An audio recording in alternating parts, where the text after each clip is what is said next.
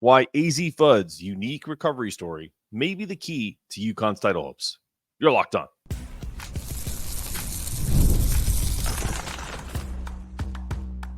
You are Locked On UConn, your daily podcast on the UConn Huskies, part of the Locked On Podcast Network, your team every day.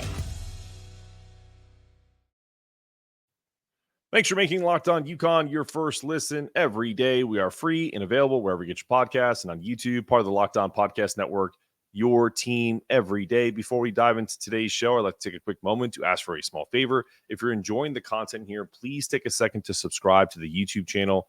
Follow the show on all of your audio versions. I have my phone right here. All you have to do is go to your podcast app, look up Locked On UConn, follow the show, get it downloaded on the audio version so that way you never miss a moment of Locked On UConn.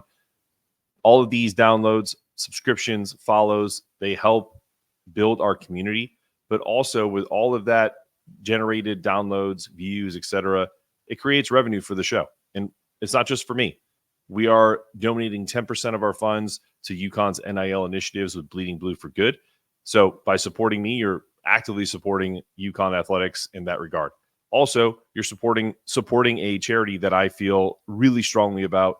10% of revenue is going to Husky Ticket Project. That's not 5 and 5. That's 10 and 10 of percentage of the revenue of the show is going to these efforts. Husky Ticket Project, it sends underserved kids and communities to games, the UConn men, the UConn women, the football games, volleyball, baseball, all kinds of stuff they're trying to do. So thank you for being a part of this show and helping us make a real difference. Today's episode is brought to you by FanDuel. Place your first $5 bet. You'll get started with $200 in bonus bets guaranteed. Visit FanDuel.com to get started.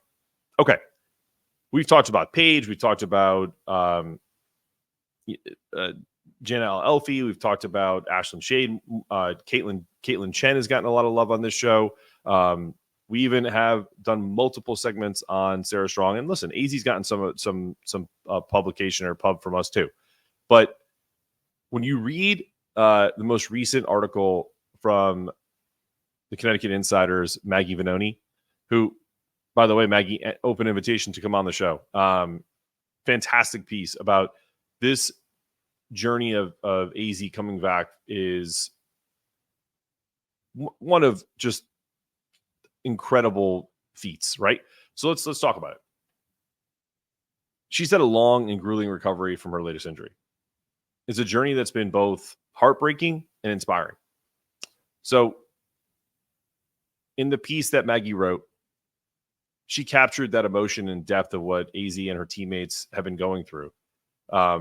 She quoted AZ as using a term called trauma bonding, which I think is a really crystallizes the aura of this team over the last few years. And it's a powerful description because this team has endured a lot together.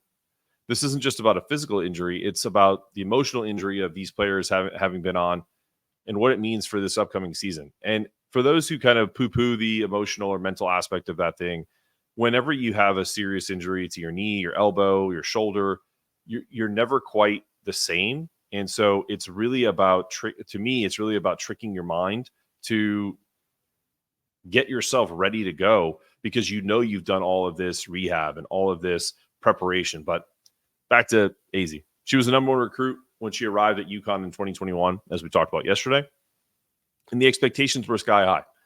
Everyone thought she would be the next face of UConn's storied program, someone who could pair with Paige Bueckers and lead the Huskies back to championship glory. But injuries have derailed her career at nearly every turn. Last year, she played only 2 games before tearing an ACL and meniscus in her right knee during a routine layup in practice. That's the 3rd major injury she's had since high school. Imagine what that does to a player's mindset. A player who's been labeled as the next generational talent, but hasn't had the chance to show it on the court. But here's where AZ's story takes a unique turn. As Vanoni describes in her article, this recovery process has been more than just physical. She's grown mentally, spiritually, and emotionally through it. And she's had the support of a specialized team led by Stephen Curry's director of performance, Carl Bergstrom, who took a very deliberate long-term approach to her recovery. No rushing, no shortcuts. The focus was on making sure Azzi not only heals, but comes back stronger and more prepared for the rigors of basketball at this level and for the future career in the WNBA and beyond. What stands out to me is Azzi's patience and discipline through this process. Bergstrom encouraged her to live in the plateaus of her recovery. That's a quote. And that's such a profound message. We often think of athletes as constantly pushing. I know I've done that myself, maybe pushing too hard, constantly progressing. But sometimes the most important part of recovery is learning to be still, mastering each phase before moving on. That mindset speaks volumes about Azzi's maturity. She's learned to embrace the process, to focus on the small victories, and to trust that the work she's putting in will pay off when she returns to the court.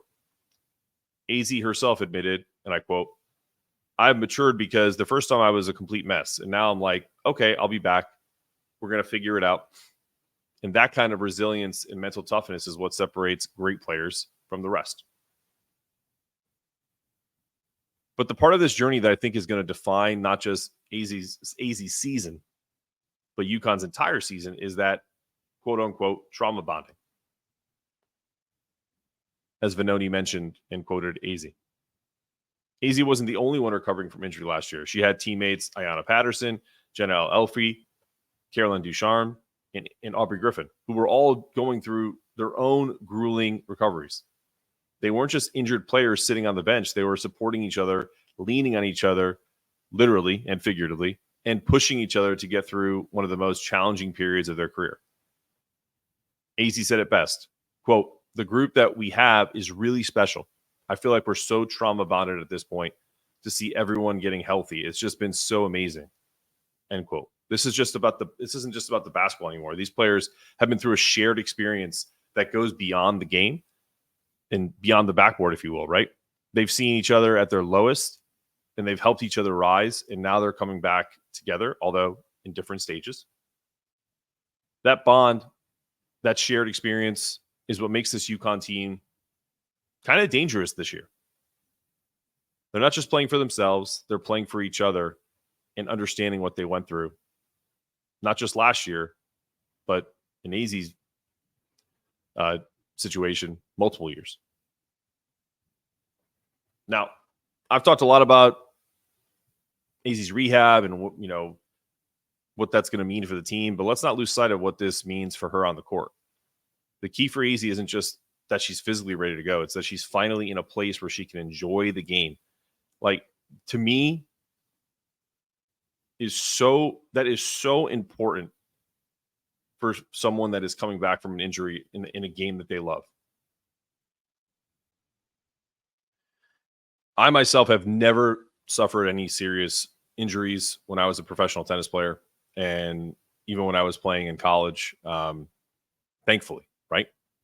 But I know many who have, and there is nothing like watching a friend recover from something and just seeing the look on their face as you get to enjoy the sport, and in this case, the joy of basketball. And it's just, you can't help but being a little bit resentful. But to hear her in these quotes and listen to her talk about, the bond that she has with her teammates because they're going through something similar, in a way, this could end up being a blessing in disguise that all of these injuries happened for kind of coming into this year and potentially being what bonds this team even more and gets them over the hump for a 12th national championship. But I truly believe Azzi is the key to UConn's success this year. We've seen glimpses of what she's capable of, but she doesn't have a chance to put it all together. If she can stay healthy, obviously that's the key 1,000 times over point. And she can continue building on that mental and emotional strength that she's developed during this recovery. There's no limit to what she can do. We're talking about a player who could easily be a top 5 pick in next year's WNBA draft. She's got the talent, work ethic, and now the mindset to dominate. As I mentioned earlier, Maggie Vanoni's piece on Azzi is fantastic. I encourage everyone to check it out on Connecticut Insider. It really captures the heart of what this team has been through what makes this season so special. So as we look ahead to UConn's upcoming season, let's not just focus on the stats or the rankings. Let's focus on the heart of this team and their bond and their resilience and their drive to succeed, not just for themselves, but for each other. I think AZ is really kind of giving us a key to what this team's success could be, not just from a physical perspective, but from a mental perspective. And that's going to push this team to do something really special this season. Before we move on to the second segment, and a lighter note of Big East Media Day, I hope AZ comes back 100%, and all of the girls, Aubrey, Caroline, Jana, Ayana. I know she's dealing with some stuff, but yeah, I just can't imagine what that was like. But at least they had each other, right? When we return, let's talk about Big East Media Day, and of course, UConn swept the awards. No shock there, no controversy, just a lot of good vibes. Coming up after this. NFL fans, you can start this season with a big return on FanDuel, America's #1 sportsbook. So when you get a hunch in the middle of a game, don't waste it. You can check out the latest stats, use live play-by-play, and so much more on the same page where you place your actual bet. So you'll get started with $200 in bonus bets, guaranteed, when you place that first $5 bet. That's FanDuel.com to get started. Check it out. All right, you're back on Locked On UConn, morning's women's show. Let's talk about UConn's continued dominance in the Big East. We talked to Emily Adams, who, by the way, will not be on the show tomorrow. I know she's got some stuff going on, so she will likely always be on once a week. But this week she's taking a day, which is absolutely okay. We'll miss her. But tomorrow you'll just get B. We may have a guest on. We're trying to work some stuff out. But the Huskies are the preseason favorites, and the reason why I invoked Emily's name is because in her one of her last appearances, maybe it was like 3 or 4 weeks ago, when we were talking about the Big 12 and conference realignment and those things, we talked about how if UConn does pursue the Big 12 or other Power Fours, it's likely going to help the UConn women's basketball team the absolute most, because the Big East as a whole is a great entity, but the women's side has dipped quite a bit. And honestly, so has the men's side. But more so the women, in the respect that the level of competition for like past 2 or 3 teams is really rough. At least for the men, it's 5, 6, 7 deep, and 4 are pretty terrible. So it really has fallen off considerably, but that's here nor there. I talked about how we were going to have no controversy and good vibes in this segment. So let's focus on that. Paige is the 2024 Big East Preseason Player of the Year. No surprise. After all the adversity and injuries this team has faced in recent years, as we just chronicled with AZ, their place at the top remains solidified. UConn has been picked to finish first in the Big East Preseason Coaches Poll for the 5th straight year. They've earned that status for a reason. Unanimously, the coaches picked. I'm pretty sure I asked this question yesterday. I never got the answer to it. I don't know if coaches can pick themselves for Big East, preseason coaches poll. I don't know if Gino can pick UConn. So I believe he voted for Creighton. So Paige is entering her final season, although I know she has an extra year of eligibility, as people will inevitably point out in the YouTube mentions. She's going pro next year, and the expectation is going to be higher. After returning from an ACL last season, she posted career high in numbers and led UConn back to the Final Four, all while playing out of her natural position with a host of injuries of we don't have to chronicle because we've done it a million times. But now with a full and almost healthy roster, she's primed to take her game to an even higher level, and it's no surprise she's projected as the #1 overall pick in next year's WNBA draft. But obviously, it's not just Bueckers carrying the load. Sarah Strong, who we chronicled yesterday in a nice piece, is the #1 recruit in the country, the 12th to have that honor since 1998. I want to point this out. People were like, you forgot about Sue Bird. Sue Bird was not the #1 recruit in the country. I think she was 4th or 5th. And then someone said, well, he did forget Rebecca Lobo. And again, I did not forget Rebecca Lobo. Rebecca Lobo is the #1 recruit in the country and probably the most consequential recruit UConn ever had as they built their program. But she was the number one recruit in the country in 1991 when your boy over here was 10 years old.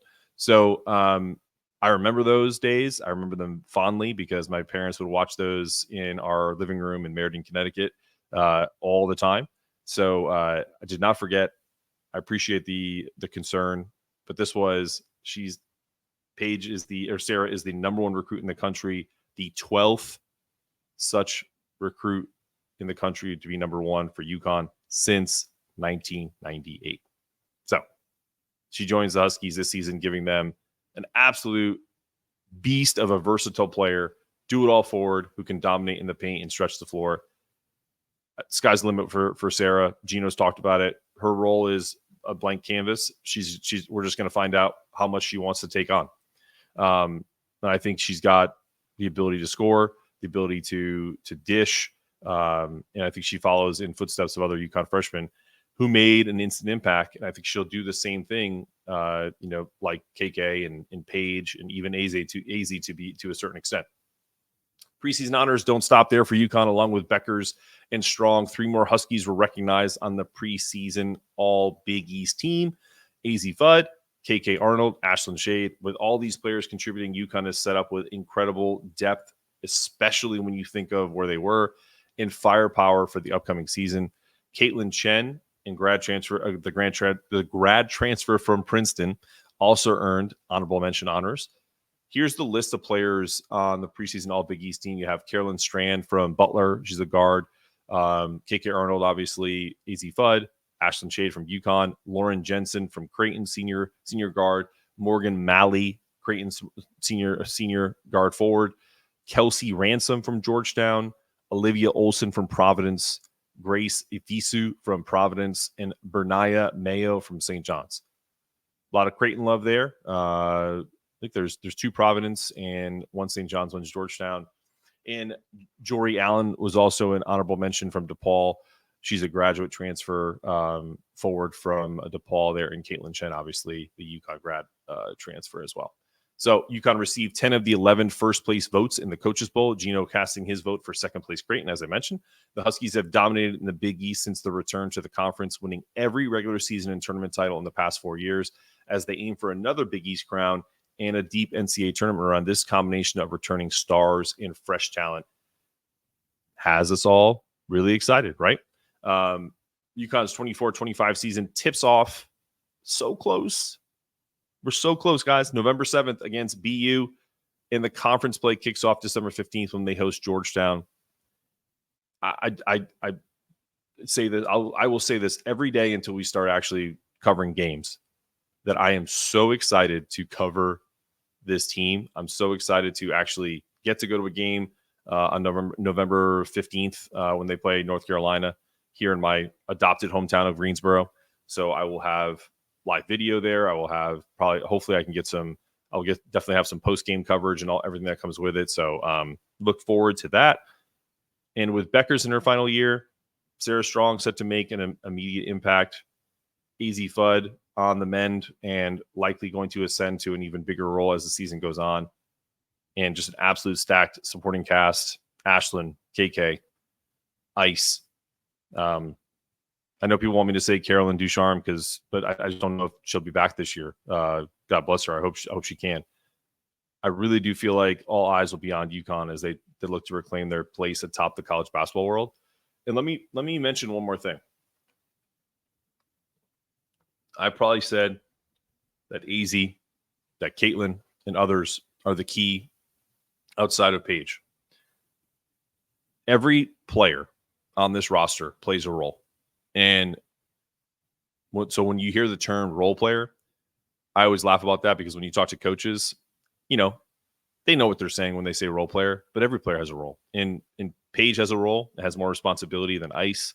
Ice has a role. She may have more certain responsibilities that KK doesn't. It's when you have the common goal that everyone is on the same page, then it really doesn't matter, I guess, my opinion on who I think is the key.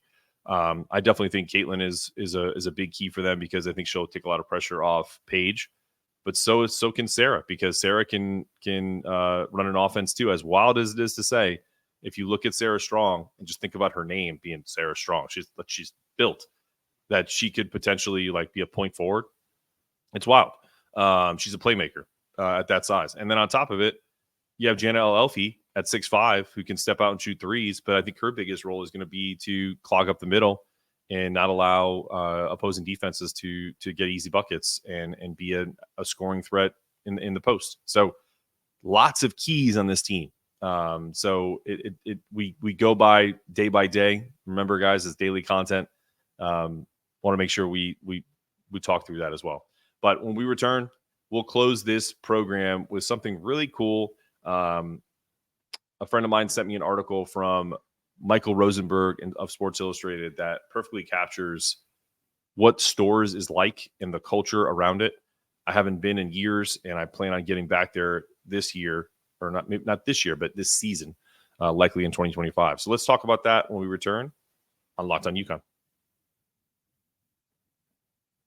All right, Locked On UConn fans, if you're looking for the best place to get real money sports action, let me tell you about Prize Picks. With over 10 million members, it's the easiest and most exciting way to play daily fantasy. Here's how it works. You pick 2 to 6 players, and if they score more or less than the projected stats, you can win up to 100 times your money. It's simple, fast, and fun. This week, I'm loving the football picks on the board. Justin Jefferson for more than 83.5 receiving yards, and Patrick Mahomes for less than 267.5 passing yards. Whether you're a seasoned player or just getting started, Prize Picks has something for everyone. And the best part, you can get into the action in 30-plus states, including California and Texas. So download the app today and use the code LOCKEDONCollege to get $50 instantly after you make your first $5 deposit. That's LOCKEDONCollege to post your so it's $50 instantly for you to make your first $5 deposit. That's LOCKEDONCollege. Terms and conditions apply. And remember, Prize Picks, run the game.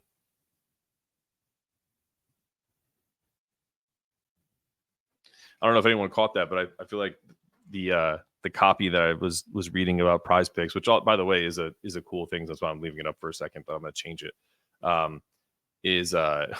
Was mixed with a little LinkedIn. So that was yesterday's promo. Yeah, go check that out. Prize Picks, $50 when you bet your first 5, and you can kind of play daily fantasy. But as I said, we closed today's show by talking about the heart of UConn basketball, and that's Storrs, Connecticut. Right behind me. This way. Storrs. The hat. It's a pretty cool hat. Michael Rosenberg wrote a great Sports Illustrated piece that perfectly captures the essence of what the small, somewhat sleepy town has produced not only 1 UConn women, but 2 dominant basketball programs. When people think about college basketball powerhouses, they think of major cities, flashy campuses, or big-time recruits being scheduled by, glitz and glam. But not at UConn. The charm of Storrs, nestled in the heart of the Nutmeg State, is that it offers none of those things. Storrs isn't a place you pass through. It's a destination, as Rosenberg points out. I love that. It's a town with 4 corners, a Dunkin', not much else, and yet it's the home of 11 women's and 6 men's basketball national championships. How does that even happen? I'm still baffled by it myself. So that's why this article was so beautiful. It's because the exact reasons that make Storrs feel so remote and unremarkable. UConn doesn't rely on flash. It relies on substance. Rooted in substance is a great way to describe basketball and the culture of Gino Auriemma and his counterpart, Dan Hurley, and what they've built. More so Gino because he's been there for 40 years. And Dan is starting to build off of what Jim Calhoun started, along with Gino, with a little blip of Kevin Ollie as well. But Gino started building this dynasty 40 years ago when UConn had almost nothing to offer in terms of recruiting perks.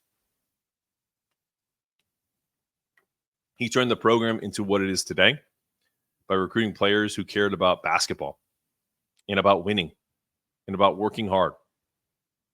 The same is true now today about Dan Hurley. As Hurley puts it, no one picks UConn for the wrong reasons. And I think Gino would 100% agree with that. That it's the essence of Storrs. It's not about being seduced by what's on the surface. It's about the work you put in and the passion for the game, the determination to win. I know Rebecca Lobo, I don't have an exact quote from her, And God, I would love to have her on the show. We'll see if we can make that happen. But I think she was quoted as saying, that's what kind of drew her there. And also Ray Allen. So probably two most iconic players in UConn men's and women's basketball history were enamored by the seclusion and the ability to just focus on what you wanted to do for your life. So Michael's article represents what UConn stands for: a culture of hard work and grit. Players come to Storrs not because it's glamorous, but because they want to be great. The lack of distractions is a great way to put it. The focus on basketball, the family-like culture, are what make UConn unique. It's a place where players are pushed to their limits, and they embrace it because they know they're becoming better. Not just as athletes, but as people. As Gino says, it's different here.